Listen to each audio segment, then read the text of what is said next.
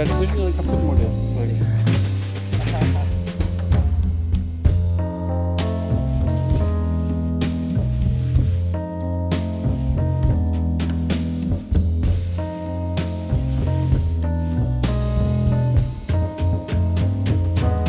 Welcome back!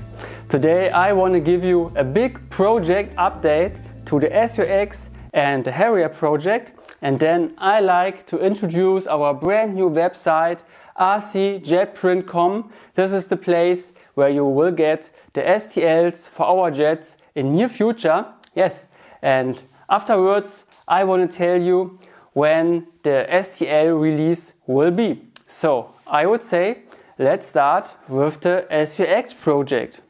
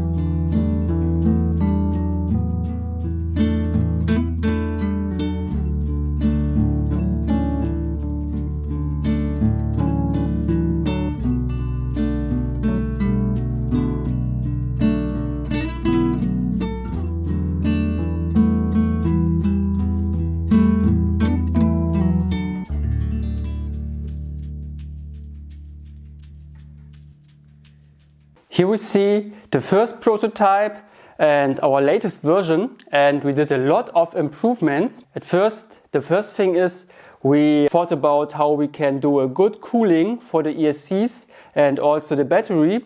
So we installed these NACA inlets, and so the air can go inside the fuselage and the airflow can go over the ESCs, go through the whole fuselage and gets out on the lower hatch at the end of the fuselage. The same we got here on the front. There we can see also two NACA inlets. They let the airflow go inside the battery compartment and it can flow along the battery, that we have a good electric efficiency on the whole powertrain. The next is we improved also our sleds, make them very easy for install, that they have already the correct position, that the whole plane is very easy to build. And on the Harrier, I made some test flights with our first prototype with, let's say, a special end. Let's see.